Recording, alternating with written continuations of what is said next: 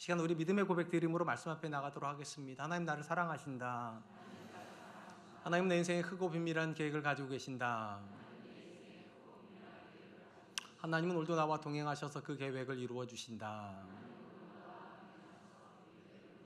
아멘. 그렇게 될 줄로 믿습니다. 아멘. 예수님께서 말씀을 효과적으로 전달하시기 위해서 사용하신 다양한 방법 중에 하나가 비유입니다. 예수님 공생의 기간 동안에 하나님의 아들의 권세를 가지고 권위 있는 가르침을 주셨고 또 이 권위를 뒷받침할 만한 수많은 이적을 행하셨습니다. 그리고 이 과정에서 많은 사람들이 혹시 이분이 하나님이 우리에게 보내주신 메시아가 아닌가 생각을 하고 있음을 따르는 이들도 굉장히 많아졌습니다. 이로 인해서 굉장히 불편해하는 사람들이 생겼는데 바로 종교 지도자들입니다. 종교 지도자들은 백성의 마음이 예수님께 향하는 것을 싫어해서 예수님의 가르침을 폄하하기 시작했고 심지어는 예수님의 모든 이적이 귀신의 왕 바알세불 때문에 그러니까 귀신 들려서 귀신 쫓아낸다 이렇게까지 이야기를 하는 시점에 도달하게 됩니다. 바로 이때부터 예수님께서는 자신의 가르침을 조금 다른 형태를 취해야 된다고 느끼셨습니다. 공격하는 대상들로부터 공격을 받지 않고 말씀을 전달하기 위해서 취하신 형태가 바로 비유입니다. 비유는 모든 사람들이 다 아는 일반적인 이야기 속에 하나님의 진리를 담는 형식을 취하고 있습니다. 이를 통해서 진리를 거부하는 자들에게는 진리를 숨기고 진리를 강하게 원하는 자들은 오히려 진리를 더 깊이 이해하고 더 넓게 적용할 수 있도록 도와주는 것이 예수님의 비유의 특징을 가지고 있습니다. 성경 안에 굉장히 많은 비유가 나오고요. 특별히 마태복음 13장 안에는 7개의 천국 비유가 등장합니다. 오늘부터 우리가 이 비유를 같이 살펴볼 텐데 오늘은 그 첫 번째 비유입니다. 예수님 자신에게 몰려드는 무리들을 약간 거리를 두시고 배에 오르셔서 그들에게 비유를 말씀하시는 첫 비유가 오늘 시작을 이렇게 합니다. 3절 말씀입니다. 예수께서 비유로 여러 가지를 그들에게 말씀하여 이르시되 씨를 뿌리는 자가 뿌리로 나가서 천국의 비밀을 담고 있는 첫 비유는 당시 사람들이 너무나 익숙했던 농부가 씨를 뿌리는 이야기입니다. 근데 사실 우리 이 말씀을 읽으면 우리 관점 잘 이해가 안 됩니다. 왜냐하면 씨앗들이 참 엉뚱한 데 가서 심기니까 돌밭에 가기도 하고 길가에 가기도 하고 가시덤불 우리 기준에는 이런 일이 일어나지 않거든요. 왜냐하면 우리는 농사를 어떻게 일을 하는가 하면 땅을 평탄화시킨 다음에 쟁기질을 하죠. 제 말이 틀렸으면 고개를 저으시고 맞으면 이렇게 하시면 돼요. 쟁기질을 하고 고를 파고 나서 거기다가 가지런하게 씨앗을 심습니다. 그러니까 씨앗이 엉뚱한 데 가서 심기는 일이 없어요. 농부가 원하는 곳에 정확하게 가서 심기고 흙을 덮고 이제 비를 주고 물을 주면 농사가 되는 거겠죠.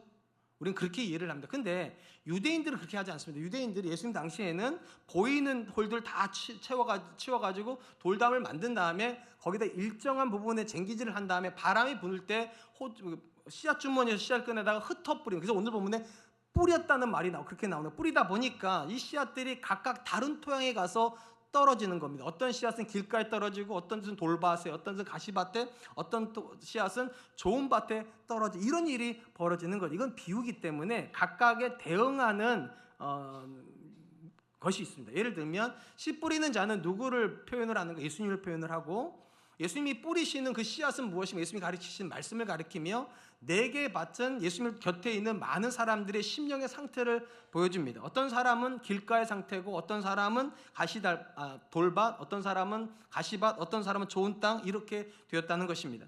땅의 상태는 네 개인데 궁극적으로 보면 열매 맺는 밭과 열매 맺지 않는 밭으로 구분이 됩니다. 앞에 세 개의 밭, 길가와 돌밭과 가시덤불은 열매를 못 맺고 좋은 땅에 떨어진 씨앗만 열매를 맺기 때문에 이것이 핵심이에요. 열매를 맺어야 좋은 땅인데 그러면 나머지 세 개의 땅은 어떤 의미를 가지는가? 왜 좋은 땅이 못 되느냐는 거예요. 왜 열매 맺지 못하는가? 각각의 밭은 나름의 이유가 있습니다. 오늘 첫 번째 예수님께서 열매 맺지 못하는 첫 번째 밭에 대해서 이렇게 말씀을 하십니다. 4절입니다. 뿌릴새 더러는 길가에 떨어짐에 새들이 와서 먹어버렸고 씨앗이 가서 툭 떨어진 데가 길가입니다. 오해하지 말아야 될 거. 이 길가는 처음부터 길가는 아니었습니다. 일반적으로 밭과 밭 사이에 있었던 땅인데 사람들이 남의 밭에 들어가지 않기 위해서 밟다 보니까 이것이 밭이었는데 길이 된 거예요. 계속 밟다 보니까 딱딱해졌고 딱딱해진 곳에 씨앗이 떨어지니까 씨앗이 땅 안으로 들어갈 수가 없죠. 이미 딱딱해졌기 때문에. 그래서 겉에 있는 씨앗을 새가 와서 먹어버렸다는 것입니다. 그렇다면 이 길가에 있는 사람들은 어떤 사람들을 가리키는 걸까? 예수님께서 제자들에게 이렇게 풀어서 말씀해 주셨습니다. 마태복음 13장 19절입니다. 아무나 천국 말씀을 듣고 깨닫지 못할 때는 악한 자가 와서 그 마음에 뿌려진 것을 빼앗나니 이는 곧 길가에 뿌려진 자요. 일단 이 길가에 대한 이해를 하기 전에 먼저 오해를 먼저 풀 필요가 있습니다. 우리는 일반적으로 길가라고 그러면 예수 믿지 않는 사람을 상징할 거라 생각을 하지만 이 본문에 나오는 4개의 밭은 다 하나의 밭 안에 있는 각각의 토양들이에요. 그러니까 이 밭이라고 부를 때 이것을 우리는 교회라고 이해를 하면 이 길가도 교회 안에 있는 사람입니다. 그렇게 알 수 있는 것이 이 사람들에게도 말씀의 씨앗이 떨어졌잖아요. 듣고 있어요. 불신자들은 애초에 이 말씀을 들을 수가 없는데 교회 안에 있기 때문에 누군가는 듣는데 안타깝게도 듣기는 하지만 말씀이 마음 안으로 안 들어간다는 거예요. 그게 이 밭의 문제인 것입니다. 그렇다면 왜 말씀을 듣기는 하는데 말씀이 마음에 안 들어가는가? 거기 이렇게 돼. 깨닫지 못하기 때문이라. 깨닫지 못한다. 분명한 것은 우리 이렇게 생각을 하잖아요. 누군가가 말씀을 듣고서 은혜를 많이 받을 때는 그 사람은 열매를 많이 맺을 거라 생각하는 경향이 있어요. 그렇게 따지고 놓고 보면 좋은 땅에 있는 사람은 아마도 좋은 설교를 들었을 거라 생각하고 나머지 3개 밭은 좋은 설교를 못 들어서 열매를 못 맺는 게 아닐까. 그러니까 깨달음도 없는 게 아닐까. 이 본문을 잘 읽어보시면 씨를 뿌리는 농부도 같고 그 농부가 뿌리는 씨앗도 같아요. 열매를 맺지 못하는 모든 원인은 다 밭에 있어요. 어떤 밭은 그 밭의 이유가 있고 어떤 밭은 또 그만만의 밭만의 이유가 있는데 오늘 본문에 나오는 이 길가는 깨달음이 없다는 특징을 가지고 있습니다. 근데 조금만 읽어보면 유일하게 열매를 맺는 좋은 밭도 이 깨달음에 의해서 결정이 된다는 사실을 알게 됩니다. 좋은 밭에 대해서 이렇게 말씀을 하시기 때문이에요. 마태복음 13장 23절입니다. 좋은 땅에 뿌려졌다는 것은 말씀을 듣고 깨닫는 자니. 다른 게 없어요. 듣는 건 똑같은데 깨달아서 결실하여 어떤 것은 100배, 어떤 것은 60배, 어떤 것은 30배가 되느니라 하시더라. 그러니까 길가가 있고 돌밭이 있고 가시밭이 있고 그 다음에 좋은 땅이 있는데 앞에 있는 3개 밭이 열매를 맺지 못하는 가장 근본적인 이유는 깨닫지 못했기 때문이라는 거예요. 각각 깨닫지 못하는 이유는 있어요. 근데 공통점은 듣기는 하지만 그 말씀이 마음 깊이 내려가지 못하는 나름의 장애물들이 존재합니다. 그래서 깨닫지 못하고 그래서 열매 맺지 못한다. 우리는 보통 설교 시간에 말씀을 듣고 내가 은혜 받았어 하면 깨달은 줄 알잖아요. 그렇죠? 근데 성경력 같으면 그렇지가 않아요. 열매를 맺어야 깨달은 거예요. 깨달은 사람이 열매를 맺지 이해한 사람이 열매를 맺는 건 아니에요. 그러니까 그런 관점에서 과연 우리가 어떤 말씀을 깨닫지 못하도록 만드는 다양한 이유가 있는데 오늘 본문은 그 3가지를 우리에게 설명해 주는 겁니다. 첫 번째 이유가 있어요. 길가가 가지고 있는 이유입니다. 이 길가는 도대체 왜 말씀을 못 깨달을까? 우리가 이걸 이해하려면 앞에서 제가 했던 말씀 다 기억할 필요가 있어요. 길가는 처음부터 길은 아니었어요. 밭이었어요. 근데 사람들이 자꾸만 밟으면서부터 길가가 된 거예요. 어찌 보면 밭이라는 개념에서 놓고 보면 이 길가는 밭에서 가장 가장자리에 있는 밭입니다. 그러니까 밭에서 가장 멀리 있는 곳이고 옆밭에 가장 가까운 지역이에요. 이걸 우리로 가지고 놓고 보면 교회에 들어와 있지만 신앙에서 가장 멀리 있고 세상에서는 가장 가까운 사람들. 한 발짝만 옮기면 세상인 사람들. 그러니까 너무나도 자주 세상에 빈번히 나가서 세상의 이야기를 너무 자주 듣고 세상의 가치관은 너무 익숙해지다 보니까 마음이 딱딱해진 사람들이에요. 그래서 말씀이 들어갈 틈이 없는 사람들. 너무 멀리 있는 이야기니까 가까운 이야기를 좀 하죠. 저는 친구가 거의 100% 다 목사들이에요. 저는 세상 친구가 한 명도 없어요. 그렇다고 불쌍히 여기지 마세요. 목사들도 만나면 재미는 있어요. 우리만의 이야기를 하니까. 근데 목사들이 다 친구들이. 근데 그럼 목사들을 만나면 맨날 성경 이야기, 성경 펴가지고 너는 1절을 어떻게 해석을 했냐? 뭐 이럴 거 그렇지 않아요. 우리도 인생 이야기를 해요. 근데 목사들끼리 이렇게 얘기를 하다 보면 가끔씩 이런 생각이 들 때가 있어요. 저러해도 되나 싶은 것들. 그러니까 목사인데도 계속 정치 유튜브를 듣는 친구들이 있어요. 밥을 먹을 때도 켜놓고 듣고 샤워를 할 때도 켜놓고 이거 어떻게 알 수 있는가? 같이 수련회를 가보면 알아요. 씻을 때 그거 틀어놓고 그러니까 계속 그 이야기를 들어요. 듣다 보면 자연스럽게 설교 시간에 그 얘기가 나와요. 왜냐하면 계속 그 이야기가 내 마음을 밟고 지나갔으니까. 우리 중에도 그런 분들이 있다는 거예요. 대부분의 시간을 교회 바깥에서 보내요. 만나는 대부분의 친구들 교회 바깥에 있는 사람들. 그다음 그들의 이야기를 계속 듣다 보면 어느 순간 내 마음이 내가 원하는 건 아닌데 그들의 가치체계로 짓눌려 있어요. 그래서 말씀이 들어가려다가 어떤 생각? 그들의 가치관에서 판단이 되는 거예요. 그들에게 들었던 얘기 때문에 말씀이 판단이 되고 그들로부터 들었던 가치체계에 의해서 저 말이 틀린 것 같아 자꾸만. 그러니까 듣기는 하는데 동의가 안 돼요. 그래서 못 들어가요. 그럼 뭐라고 말하는가? 목사님이 너무 인생을 모른다고, 목사님이 너무 세상을 모른다고, 목사님이 너무 돈을 모른다고, 목사님이 너무 정치를 모른다고. 그러니까 저게 뜬금없는 얘기를 하지. 혹시 지금 우리 아자리에 계신 분들 중에서 야, 목사가 너무 철이 안 든 것 같아. 저 나이 먹을 만큼 먹었어요. 애도 키울 만큼 키워봤고 몰라서 그러는 게 아니에요. 죄송하지만 여러분들이 너무 다른 이야기를 듣고 있는 거예요. 교회에서 너무 먼 지역에 있고 세상에 너무 가까운 곳에 계시면 어느 순간부터 여러분들의 귀에 들리는 즐거운 이야기는 다 세상 이야기지 교회 이야기는 아니에요.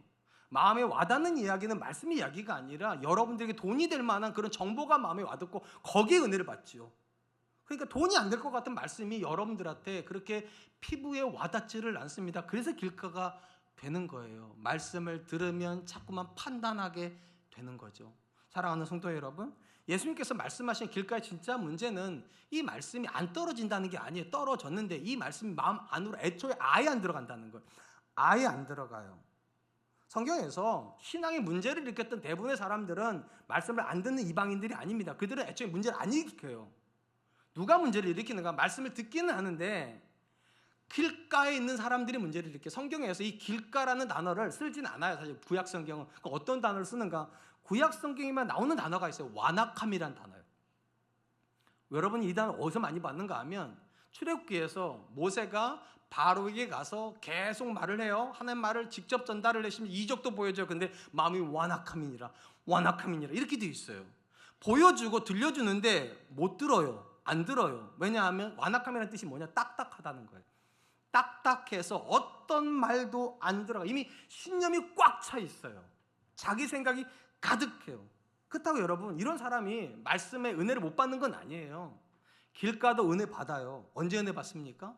내가 생각하는 것에 동의가 되는 말이 나올 때. 그렇지, 그게 맞지, 이래요. 은혜 받아요. 예를 들면 남편이 항상 생각할 때 아내는 남편을 복종해야 되는, 목사님이 어느 날 아내들이요 남편의 복종을 하면 아멘 맞다 저거 맞는 거, 이러고 은혜 받아요. 근데 어떤 말이 은혜를 못 받습니까? 남편들이요 아내를 사랑하기를 그리스도 아유 말도 안 되는 소리라고. 그 말로 이거 자기가 생각하는데 맞으면 은혜를 받고 아니면 은혜를 못 받아요. 쉽게 말하면 기준이 자기예요. 길가의 특징은 그런 거예요. 세상에서 달고 다른 지식은 다 기준이 자기 자신입니다. 그러다 보니까 자기 기준에 맞으면 은혜를 받고 자기 기준에 안 맞으면 은혜를 안 받아버려요. 그러니까 길가는 호불호가 있다는 거예요. 어떤 교회는 나한테 맞는 것 같아요. 어떤 교회는 나한테 안 맞아. 어떤 목사님이 나한테 맞아. 어떤 목사님이 나한테 안 맞아. 뭐 이런 분들이 계시잖아요. 죄송하지만 길가인 거예요. 기준이 나예요.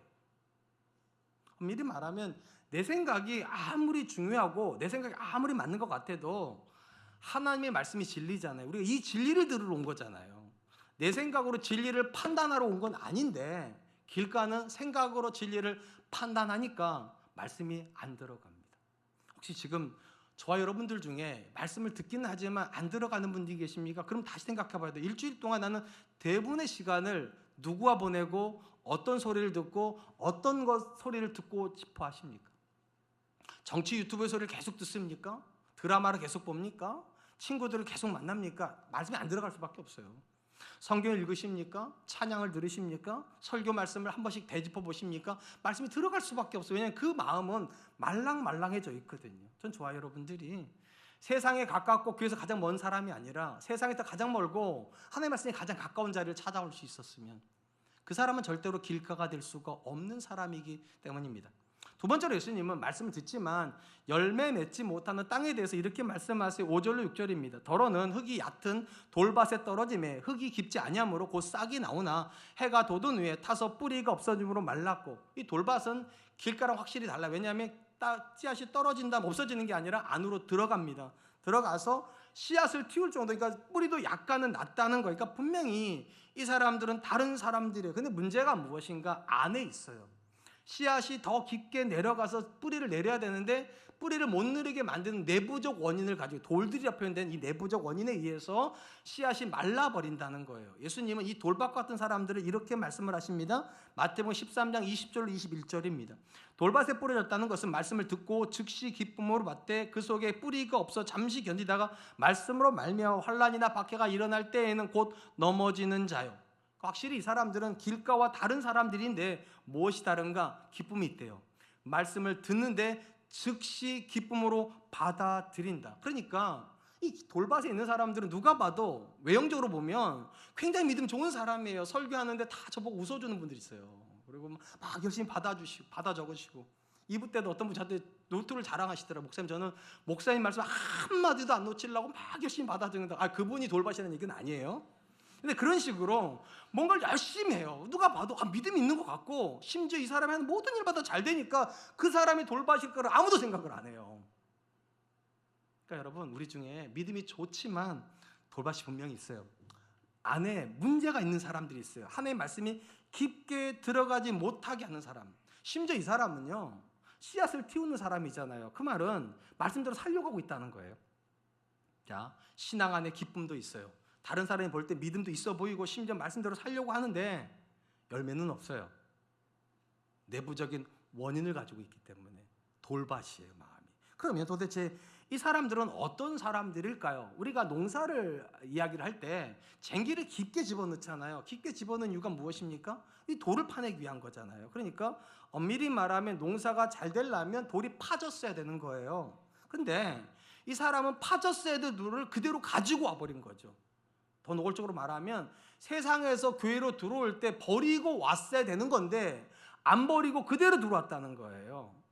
그러니까 하나님 말씀이 아무리 들어가려고 해도 이 단단한 기반이 그걸 막아서니까, 세상의 가치관이 이 안에 그대로 들어와 있으니까 안 파진다는 거예요. 결국 씨앗이 말라버립니다. 제가 늘 강조하는 것처럼 예수님께서 그분을 따르는 제자들에게 많은 것을 요구하지 않으셨어요. 가장 기본이 되는 것이 자기를 부인하는 거. 쉽게 말하면 자아를 빼놓고 오라는 거죠. 자아를 빼놓고 주님의 길로 들어와야 된다. 왜냐하면 이 자아는 가만히 있지 않기 때문입니다. 자아는 욕망 덩어리죠. 자아는 욕망이 있어요. 어떤 욕망이 있습니까? 잘 되고 싶은 욕망이에요. 우리 중에 나는 잘못돼도 괜찮아요, 목사님. 목사님만 잘 되시면 되고 옆 사람만 잘, 혹시 그런 성인 군자이신 분 계세요? 그럼 여기 설교하시면 돼요. 저는 근데 욕망이 있어요. 저도요. 자아의 욕망이 있어요. 나는 제 자녀가 잘 됐으면 좋겠어요. 저는 우리 교회가 잘 됐으면 좋겠어요. 저는 우리 성도들이 다 행복했으면 좋겠어요. 이 욕망이에요. 누구나 다 내가 잘 되고 내가 행복하고 내가 인정받고 싶어 해요. 근데 이 욕망이 신앙의 가장 큰 자리를 차지해버리면 어떤 일이 벌어지는가? 고난을 못 이깁니다. 욕망 덩어리는 성공은 받아들일 수 있는데 고난은 못 받아들여요. 가장 근본적으로 저와 여러분들이 만약에 내가 잘 되는 길로 초청받은 사람이라면 나라는 자아를 그대로 가지고 신앙생활을 해도 돼요. 근데 우리는 그렇게 초청받은 사람이 아니라 하나님의 영광을 위해서 부름받은 사람이에요. 그리고 하나님의 영광은 항상 고난과 함께 와요. 우리가 성경에서 만나는 모든 믿음의 사람들이 왜 고난을 통과하게 됩니까? 그래야 하나님이 하신 일이 드러나니까. 근데 돌을 가지고 있는 사람, 내가 잘 돼야 되는 이 본능을 그대로 가지고 있는 사람들은 다른 건 다 괜찮은데 고난 앞에서 반드시 무너진다는 거예요. 그건 받아들일 수가 없어요. 내가 이러려고 예수님 믿었나? 내가 이러려고 기도했나? 내가 이러려고 신앙생활, 이런 질문을 하게 되는 거죠. 분명한 건 형통한 시절에는요, 돌밭과 좋은 밭이 구분이 안 됩니다. 형통한 시절에도 돌밭은 기쁨으로 말씀 들어요. 즐겁게 신앙생활을 해요. 누가 봐도 이 사람은 굉장히 좋은 사람이에요. 그러니까 몰라요. 근데 이 사람이 돌밭인 지점이 나오죠. 돌밭에 한계가 나와요. 햇볕이 뜨면 알아요. 고난이 시작되면 돌밭은 못 견딥니다. 내가 잘 되려고 예수 믿었으니까. 근데 좋은 땅은요, 고난이 닥쳐도 끝도 없어요. 왜냐하면 내가 잘 되려고 믿은 게 아니에요. 여러분 오해하지 마세요. 내가 잘 되는 게 나쁜 게 아니에요. 내가 잘 되는 게 목적이 아닌 거죠. 하나님의 뜻이 이루어지고 나를 통해서 하나님이 드러나는 게 목적이고, 그런 과정 속에서 내가 잘 되면 그건 감사한 거죠. 근데 내가 안 되기 때문에 신앙은 의미가 없다고 말하는 건 그건 돌밭인 거예요. 지금도 제가 기억하는 분이 한 분이 계세요. 제가 고등부 할 때 저희 부서 다니는 학생의 어머니세요. 이 아이는 공부를 진짜 잘했어요. 그래서 당연히 의대를 갈 거라고 생각하는 그런 아이 중에 한 명이었어요. 이 어머니는 자기 아이가 의대를 가기를 너무 원하셨어요. 그래서 새벽 예배도 나오세요. 수요 예배도 나오세요. 금요 기도회도 나오세요. 심지어 토요일 날 우리가 학부모 기도회라는 걸 했거든요. 고등부 아이들 부모들 거기도 나오세요. 그러니까 일주일에 최소 4번씩이나 나와가지고 예배를 드리는 거예요. 기도를 하는 거예요. 하나님께서 그걸 다 보시고 합격을 당연히 시켜주셨어야 돼요. 사실 제가 볼 때 공부도 잘하지, 저 정도 열심히 교회, 근데 애가 떨어져 버렸네요. 떨어진 것이 문제가 아니에요. 진짜 문제는 이 엄마가 교회를 끊어버리셨어요.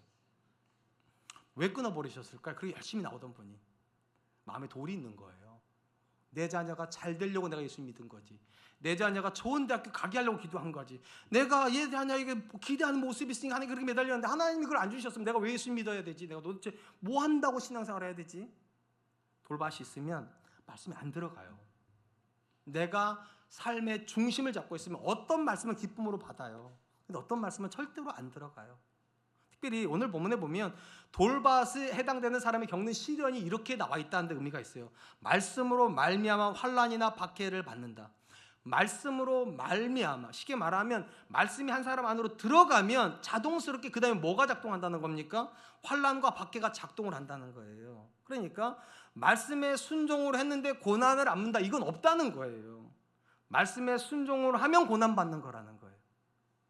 그리고 이 상태를 못 견디는 게 돌밭인 거고요. 그러면 왜 말씀이 순종이 되면 고난을 받을까? 가장 근본적인 이유는 마귀라는 존재 때문입니다. 영적인 세계 하나님만 계시다면 순종하면 잘 되면 돼요. 근데 마귀는 이 하나님의 말씀이 실패하기를 원하는 존재고 성도가 말씀에 순종하면 꼬꾸라뜨려야 되는 존재. 그렇기 때문에 순종하면 넘어뜨리려고 해요. 고난을 준단 말이죠. 여기서 우리에게 딜레마가 벌어지는 거예요. 자, 하나님이 세상을 다스리잖아요. 그죠? 믿으십니까? 졸다가도 이때 아멘 하셔야 돼요. 하나님이 세상을 다스려. 근데 그러면 내가 하나님 다스리는 세상에서 순종을 안 했기 때문에 고난을 받으면 여러분 어떻게 생각하실래요?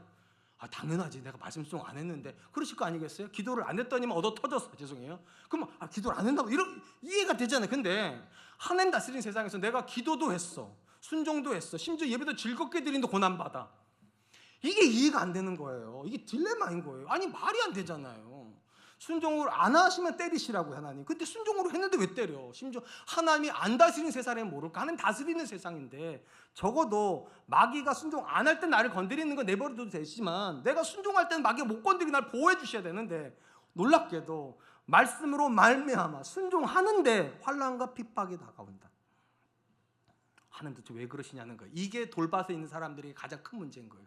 도대체 하나님은 왜 이러시는 걸까? 내가 즐겁게 신앙생활하고 말씀에 순종하기도 하고 기도도 하는데 왜 내 인생에 어려움이 와야 되냐는 거예요. 못 받아들여요. 그렇다면 왜 하나님은 우리 인생 가운데 마귀가 시험하는 순간을 허락하시냐는 거예요. 특별히 내가 순종하는데도 왜 마귀가 고난을 주려고 할 때 안 막으시냐는 거예요.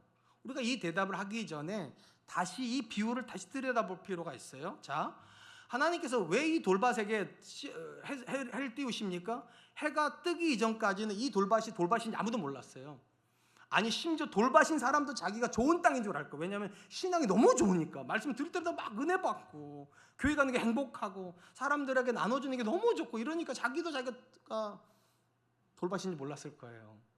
햇볕이 떠봐야 아는 게 있어요. 내가 돌밭이구나. 하나님께서 왜 성도에게 고난을 주십니까? 고난을 겪기 이전에는 내가 신앙이 있는지 없는지 몰라요. 성공할 때 신앙이 있는지 없는지 어떻게 아냐고요. 다 성공하면 행복한데, 다 행복한데, 다 즐거운데. 근데 절대로 즐겁지 않은 지점이 있어요. 고난의 지점에 가면 세상 사람들은 절대로 즐거워할 수 없습니다. 절대로 감사할 수 없습니다. 절대로 하나님 앞에서 이전에 했던 신앙생활 그대로 유지 못합니다. 오직 믿음 있는 사람만 고난의 시절에도 여전히 항상 기뻐할 수 있고 쉬지 않고 기도할 수 있고 범사에 감사할 수 있어요. 그래서 하나님이 믿는 성도에게도 고난을 허용하시는 거예요. 내가 누구인지 들여다보라고. 내 신앙의 목적이 무엇인지 점검하라고. 내가 잘 되는 것이 신앙의 목적이었으면 고난 못 견딥니다. 죽었다 깨어나도 못 견딥니다. 그런데 내가 아니라 하나님이 내 인생의 중심이시고 하나님 뜻이 이루어지는 것이 신앙의 목적이면 고난이 와도 지나갈 수 있어요. 하나님이 함께 하실 거니까. 이 고난을 통해서 하나님이 선한 뜻이 있으니까 나한테 이렇게 하시는 거겠지. 이 믿음으로 지나갈 수 있어요. 그래서 햇볕이 뜨기 이전에는, 고난이 닥치기 전에는 누구도 자기가 누구인지 모릅니다. 그래서 하나님이 고난을 주시는 거죠. 사랑하는 성도 여러분, 신앙의 여정에서 고난이 깊은 사람은 아무도 없어요. 피해가고 싶어요. 목사도 마찬가지예요. 저 군대 갔다 온 사람입니다. 이래봬도요. 26개월 탱크 탔던 사람이에요. 죽을 만큼 힘들었어요. 얼마나 힘들었냐면 제가 제대하는 순간 이렇게 기도해요. 하나님, 혹시 제가 결혼을 해서 아들을 낳으면 그 아들은 군대 안 가게 해주세요. 목사도 고난이 싫어요. 고난이 즐거운 사람이 어디 있겠냐. 근데 하나님께서 그 누구에게도 예외를 두지 않으셨어요. 믿는 목사에게도 고난을 주세요. 제가 그렇게 기도했는데 아들 둘 태어났다니까요. 군대 갔어요, 둘 다요. 피하고 싶었는데 피해지지 않아요. 하나님께서 고난에 예외를 두지 않으세요. 왜 예외를 두지 않는가? 이 고난이 하는 순기능이 있기 때문이에요. 여러분, 햇볕이 뜨면 다 나쁜 겁니까? 햇볕이 없으면 사실은 식물은 죽지. 엄밀히 말하면 말라 죽거나 아니면 광합성을 못해서 죽어요. 그러니까 햇볕은 나쁜 게 아니라 필요한 거예요. 신앙의 여정에서도 고난은 필요한 거죠. 내가 누구인지를 점검하는 거잖아요. 역설적으로 모든 믿음의 사람들이 언제 하나님을 경험하게 됩니까? 이게 역설이에요. 형통할 때는 경험하지 않아요. 성경에 나오는 모든 믿음의 사람들이 형통하면 타락했어요. 아이러니하게도 고난의 지점에 들어가야 하나님을 만납니다. 왜 그럴까요? 고난의 지점에 가보면 더 이상 내가 할 게 아무것도 없어요. 그때 에라밖에 하나님을 부를 수가 없어요. 간절히 하나님, 내가 아무것도 못하겠습니다. 나는 항복입니다. 근데 내가 하나님을 믿습니다. 하나님, 이 여정에서 하나님을 경험하게 해주세요.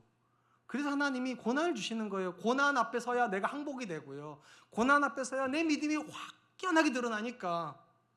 그리고 진짜 믿음은 고난 앞에서 포기하지 않는 거예요. 여전히 하나님이 함께 하실 거니까, 이 과정에서 하나님이 합력하여 선을 이루실 거니까. 고난을 못 견디신다면 이렇게 생각하시면 돼요. 내 믿음이 굉장히 얇구나. 내가 돌밭이구나. 그리고 포기하지 마세요. 돌을 파내세요. 하나님, 이 고난을 끝으로 내가 더 이상 나를 주장하지 않겠습니다. 더 이상 내가 내 인생의 주인 되지 않겠습니다. 내가 아니라 하나님입니다. 그럼 한 발짝 전진할 겁니다. 전 저와 여러분들이 그럴 수 있었으면 좋겠습니다. 마지막으로 예수님은 말씀을 듣긴 하지만 열매를 맺지 못하는 사람들을 이렇게 말씀하세요. 7절 말씀입니다. 더러는 가시떨기에 떨어짐에 가시가 자라서 기운을 막았고. 자, 돌밭하고 가시밭은 좀 달라요. 돌밭은 문제가 안에 있어요. 내 안에 있는데 가시밭은 문제가 내 안에 있지 않아요. 내 바깥에 있어요. 찌르는 가시가 있다는 거예요. 그러니까 이 가시밭에 떨어진 씨앗은 일정 속도는 자랍니다. 심지어 열매 맺기 직전까지 자라는데 그때부터 자꾸만 괴롭게 만드는 가시가 찌른다는 거. 그래서 기운이 막혀서, 기운이 떨어져서 열매를 맺을 힘이 없다. 특별히 본문에 보면 이 가시밭에 있는 씨앗들이 찌르는 게 몽지가 나와요. 뭐가 찌르는가? 성도를. 본 말씀 마태복음 13장 22절입니다. 가시떨기에 뿌려졌다는 것은 말씀을 들으나 세상의 염려와 재물의 유혹에 말씀이 막혀 결실하지 못하는 자요. 그러니까 가시가 두 개의 가시로 찌른다는 거예요. 하나의 가시가 뭐냐? 세상의 염려고, 또 하나가 재물의 유혹이에요. 우리 성경에 세상의 염려라고 번역된 단어는요, 정확한 번역은 아닙니다. 어떻게 번역해야 되니까 삶의 염려, 일상의 근심, 이렇게 이해를 해야 돼요. 이것이 의미가 있는 것이, 성도는 정체성이 독특해요. 우리는 이 땅에서 천국 백성으로 부름받은 사람이잖아요. 그죠? 이 땅을 살지만 천국의 백성이니까 우리는 이중 시민권자죠. 이 땅의 시민권도 있지만 천국의 시민권도 있어요. 근데 우리가 생각하는 것처럼 낭만적이지가 않아요. 우리는 여전히 이 땅에 발을 딛고 산다는 거. 그래서 우리도 새끼 먹어야 돼요. 예수 믿기 때문에 두 끼 드시는 분 계세요? 그건 아마 다이어트 하려고 드시는 거겠죠. 정상적이면 예수 믿어도 새끼 먹죠. 예수 믿어도 결혼하시죠.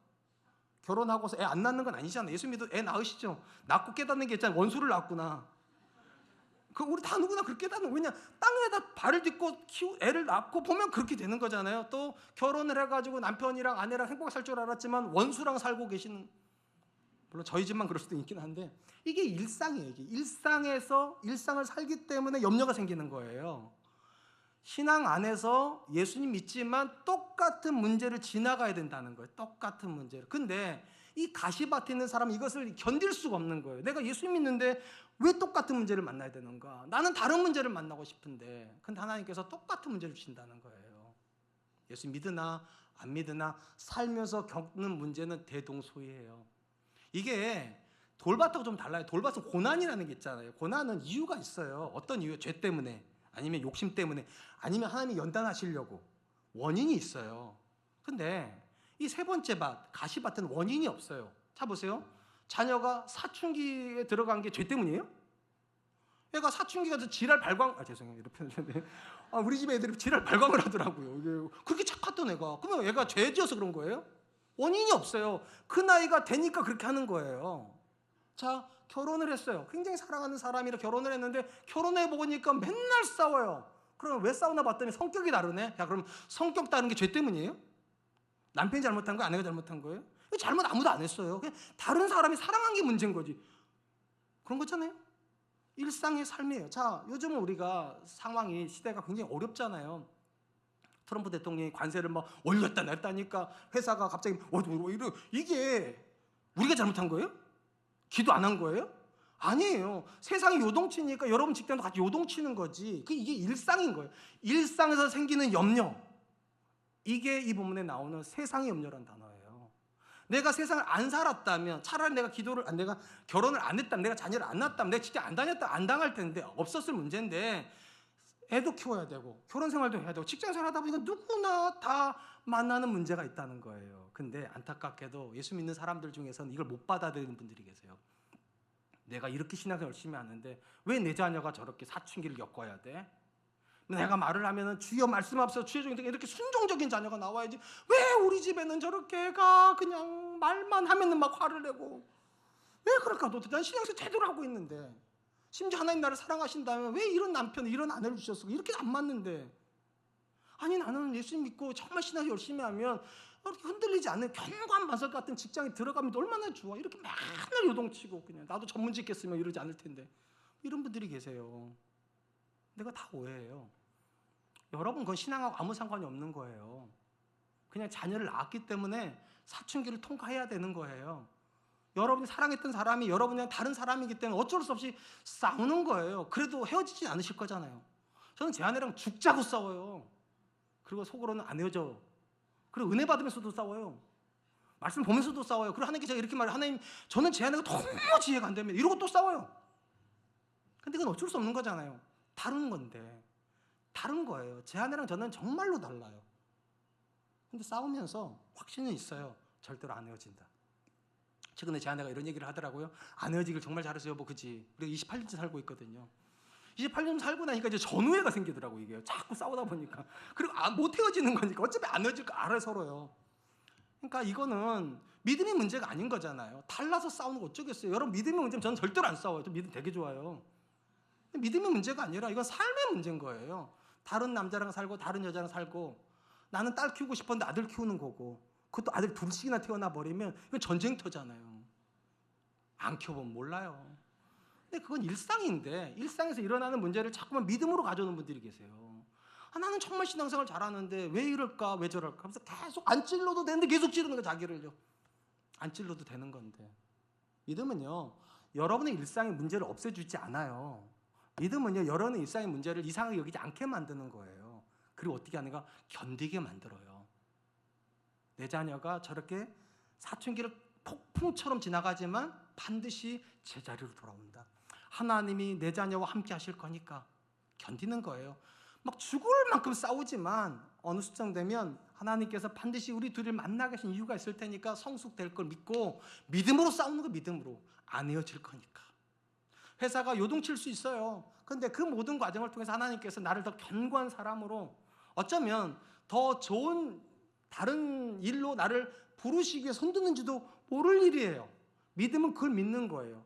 일상의 염려가 없는 게 아니라 일상의 염려 속에서 다른 지점을 바라보는 거라고. 다른 지점을요. 자, 이게 첫 번째 가시였어요. 두 번째 가시가 뭐라고 나옵니까? 재물의 유혹이라고 나옵니다. 그러니까 예수님 믿는데 자꾸만 재물이 나를 막 자꾸만 찔러 이렇게. 왜 이런 일이 벌어질까? 예, 기본적으로요. 앞에서 말한 이유 때문이에요. 하나님께서 예수 믿는 사람이나 안 믿는 사람이나 일상의 삶을 똑같이 살게 하시고 똑같은 문제를 만나게 하세요. 그렇기 때문에 재물의 유혹이 생기는 거예요. 자, 보세요. 예수 믿는 사람이나 안 믿는 사람이나 부자나 가난한 사람이나 누구에게나 병은 찾아오죠. 그죠? 예수 믿으면 병 안 걸립니까? 부자는 병 안 걸립니까? 아니죠. 누구나 다 병 걸려요. 근데 똑같은 병을 걸리는 줄 알았는데 누구는 빨리 병에서 벗어나요. 누가요? 돈 많은 사람들이요. 더 좋은 병원에 더 좋은 의사들 찾아가니까. 그러면서부터 갈등이 생기는 거예요. 문제는 똑같은데 더 쉽게 푸는 방법이 있네? 돈이 있으면 더 빨리 풀리네? 기도를 아무리 해도 안 풀리는 것 같았는데 아무리 있으면 믿어도 안 풀리는 것 같은데 돈으로 풀어버려요. 자, 예를 들어볼까요? 제가 최근에 아주 좋은 말을 하나 배웠어요. 사춘기 자녀를 키우는 목사님께서 애가 막 제 말 한마디도 격하게 지랄 발광을 할 때 목사님 쉬운 방법이 있대요. 어떤 방법이 쉬울 것 같아요, 여러분? 어떤 방법이 쉬울까? 이 아이를 진정시키는 가장 쉬운 방법. 금융치료. 이 말을 제가 배웠어요. 금융치료. 용돈 올려줄게. 그러니까 바로 알겠어요 하고 간다는 거예요. 금융치료의 방법이 있더라고요, 이게요. 그러니까 할아버지가 오시면 애들이 분위기가 너무 좋다. 용돈 줄 거니까. 너무 쉽잖아요. 막 개차반하던 애가 금융만 들어가면 애가 환하게 웃으니까. 문제는 똑같은데 우린 돈이 없는데 애를 달래줄 수도 없네요. 얘는 계속 화를 내고 있고. 자, 아내가 50 언저리쯤 되면 이제 막 몸에서 자기가 원하지도 않는데 막 열이 오르는 순간이 있다고 그러잖아요. 갱년기. 여러분, 제가 죄 지은 게 아니에요. 제 아내 갱년기 된 게 막 대가 안 되는데 저한테 막 화를 내요. 이럴 때 돈 있는 분들은 어떻게 합니까? 카드 주고 백화점 갔다 와. 그 바로 웃으면서 와요. 바로 웃으면서. 너무 쉽잖아요. 문제는 똑같은데 이쪽 집은 막 열이 오르면 카드가 들어가서 해결하고 와. 이쪽 집은 카드를 못 주네. 그러니까 생각은 이런 거잖아요. 문제가 똑같지만 풀기는 이쪽이 더 훨씬 쉽구나. 제가 지금 웃겨드리려고 하는 얘기가 아니라 잘 생각해보면 우리 대부분 왜 돈을 원합니까? 이게 정답은 아닌데 정답과 비슷해요. 돈만 있으면 웬만한 문제들은 쉽게 풀어갈 것 같아요. 애가 공부를 못하면 뭐 음식 하나 차려주지 뭐. 이렇게 하면 애가 금방 달래지고. 그러니까 사람들이 문제는 똑같다면 그렇다면 돈을 많이 버는 게 정답일 수도 있겠네. 그러면서 예수님 믿는 사람들이 이쪽을 자꾸만 쳐다본다는 거예요. 유혹이 되니까. 근데 여러분 생각해 보세요. 그렇게 쉽게 문제를 풀기를 원하셨다면 하나님께서 왜 우리한테 같은 문제를 주셨겠어요? 그러면 다 가버리는데 저쪽으로.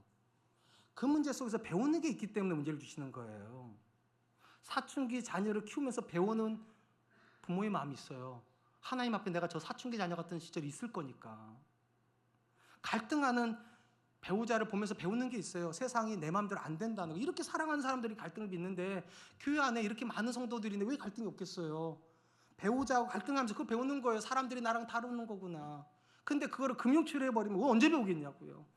하나님이 돈이 없어서 여러분들 그렇게 하는 거 아니잖아요. 우리가 그렇게 하는 게 아니잖아요. 능력이 없어서 문제를 해결 안 해주시는 게 아니잖아요.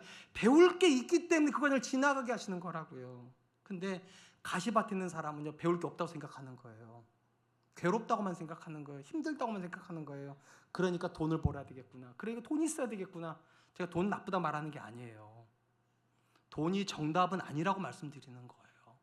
하나님께서 우리 가정 가운데 살기 때문에 생기는 문제를 분명히 주세요. 도망가려고 하지 마세요. 말씀 들으면서 싸우셔도 돼요. 애랑 머리만 안 잡고 말로 막 싸우셔도 돼요. 괜찮아요. 근데 생각은 하세요. 하나님께서 왜 내 자녀한테 저렇게 하실까? 나한테 무슨 메시지를 주려고 그러실까? 그렇게 배우다 보면 어느 순간 되면 시간은 지나가요. 그리고 열매가 맺어지네요. 서로 이해되는 열매가 맺어져요. 나를 받아줬던 배우자에 대한 사랑의 열매가 맺어져요. 사랑하는 성도 여러분, 예수 믿으면 다른 문제 만나는 거 아니에요. 예수 믿는다고 하나님 우리한테 특별되고 하는 거 아니에요. 예수 믿는 목사인 저도 두 아들 키웠다니까요. 여러분, 딸 가져야 은혜 받은 거 아니에요?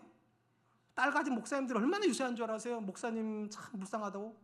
저는 제가 나는 왜 그럴까 싶긴 하지만 여러분 절대로예요. 하나님은 예수 믿는다고 해서 특별되고 하지 않으세요. 그러니까 일상의 삶을 살아야 되고 일상의 삶을 살기 때문에 삶의 염려가 생기는 거 정상이에요. 찔리지 마세요. 아파하지 마세요. 이건 정상이에요. 그리고 이렇게 생각하세요. 하나님께서 이 모든 과정에서도 하나님이 기대하는 것이 있다. 문제는 같은데 다르게 풀어라. 다르게 푸세요. 가장 쉽게 푸는 게 돈으로 푸는 거라니까요. 금융치료하지 마세요. 카드 던져주지 마세요. 그 모든 과정을 지나면서 하나님과 함께 지나가세요. 기도하면서 지나가세요. 제 두 아들이요, 어느 날 그런 얘기를 하더라고요. 엄마가 우리한테 해준 가장 좋은 거, 져준 거. 제 아내는 무조건 져줘요. 그리고 그 앞에서 맨날 울었어요. 그리고 기도해요. 참 놀랍죠. 저는 한 번도 져준 적이 없어요. 우리 아들들한테. 다 말로 다 이겨버렸어요. 근데 지금 와서 깨닫는 게 뭔지 아세요? 울었어야 된다는 거예요. 져줬어야 된다는 거예요.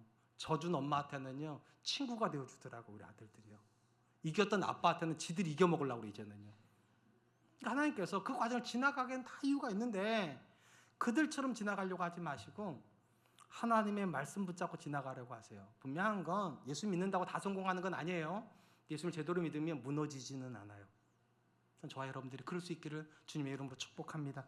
이제 말씀을 맺으려고 합니다. 오늘 보면은 씨 뿌리는 자의 비유고 밭은 4개인 것 같지만 실질적으로 3개의 밭에 대한 이야기예요. 왜냐? 이 3개의 밭은 문제가 있고 이 문제가 해결이 되면 좋은 밭이 되기 때문이에요. 첫 번째 밭은 길가라고 말씀드려서 이 밭의 문제가 무엇입니까? 세상과 너무 붙어 있다는 거예요. 그들의 이야기를 너무 듣고 있으면 하나님 이야기가 안 들어갑니다. 열매 못 맺어요.